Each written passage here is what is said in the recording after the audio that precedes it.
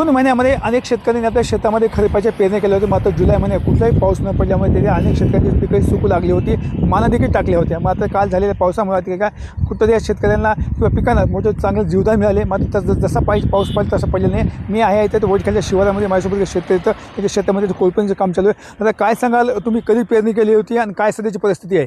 जूनमध्ये पेरणी केली ती. जूनमध्ये पेरणी केली, कुठं उगवलं कुठं उगवलं नाही.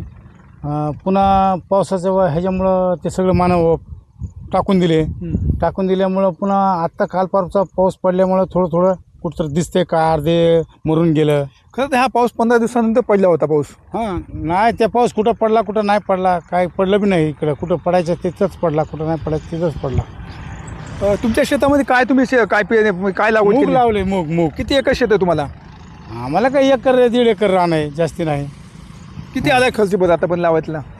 आतापर्यंत 15-16 हजार रुपये खर्च आले.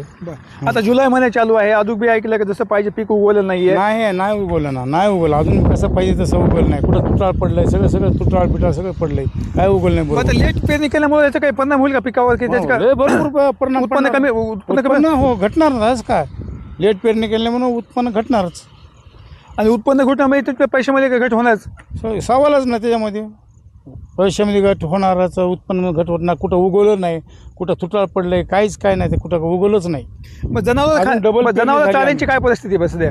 जनावरचं तर बहुत लय मोठी अवघड आहे. जनावर सांभाळण्याचं एक शक्य नाही, कुठं शक्य नाही जनावर सांभाळणं. म्हणजे कशामुळे काय कारण त्याचं काय? धानाला पाणी पावसावर टायमावर नाही, पाणी नाही, जनावराला काय सांभाळणं बी शक्य नाही. जनावरं इतक्या रानाला कुठल्या गोष्टी नाही बरोबर. पण आता सरकारनं घोषणा केली आहे देवेंद्र फडणवीस किंवा ते शेतकऱ्यांचं 2 लाख रुपये कर्ज माफ करणार आहेत. ते कसं बघता याच्याकडे?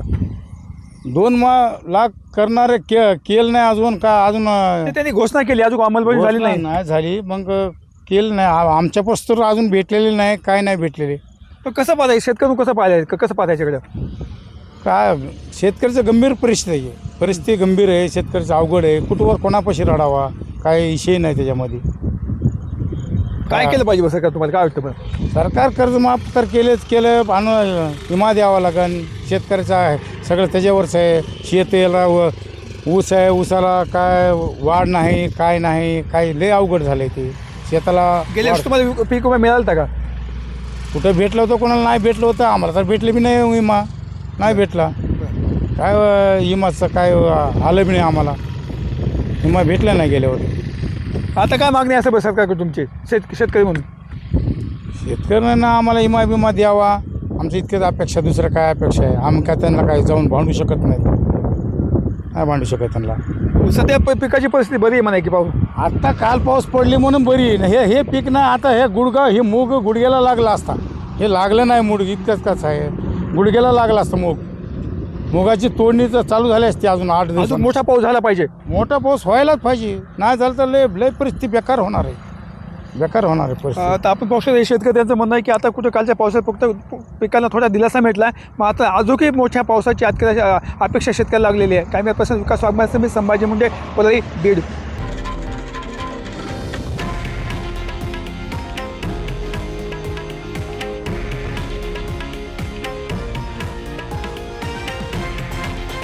हे आहे देशातील नंबर 1 न्यूज नेटवर्क आणि आपण पाहत आहात TV9 मराठी, एकमेव.